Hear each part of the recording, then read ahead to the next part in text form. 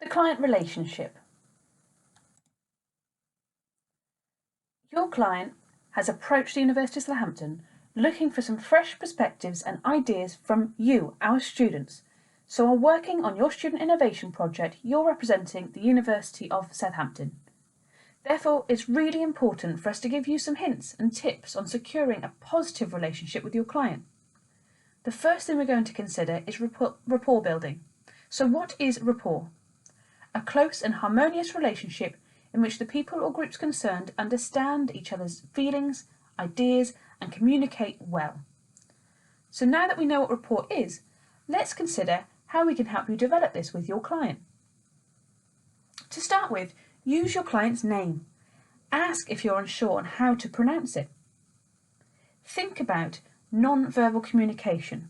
This is especially important in the current circumstances when all your communication with your client is happening virtually, and even more challenging as a little square on a screen. Body language makes a huge difference in face-to-face communication, so think about which aspects will be important on video calls. Always think open to ensure you're sat up in an upright position, never with folded arms, as this is a classic sign of being closed off and disengaging.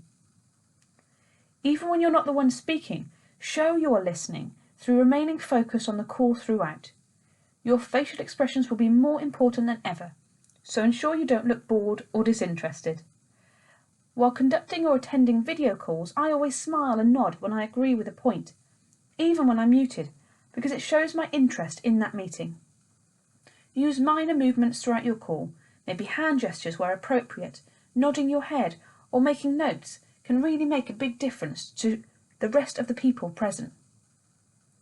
Also consider your tone of voice. It's not what you say, it's how you say it. Think about your pace, your volume, and carrying pitch. Video calls can be difficult to navigate. Sometimes there may be connection issues, so make sure you speak slowly, clearly, and relatively loudly to make sure that your message is always received well by the recipients. Always remember that non-verbal cues are a two-way street, so try to pick up on your client's body language and tone of voice. Make a good first impression with your client. Introduce yourself confidently. Show interest in them to try and find common ground.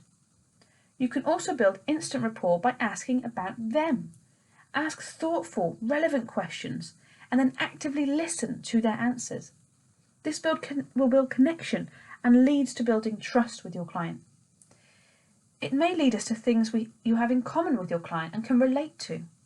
Ask questions like, how long have you worked for the organisation for? Your job sounds really interesting. How did you get into it? By showing genuine interest in them as an individual is a great way to develop a professional connection. Empathy is really important when you're working in a consultancy-like situation. Put yourself in your client's shoes, especially when trying to understand what they want. Try to inquire about the impact your project will have on the whole organisation and make sure you remain solution-focused throughout.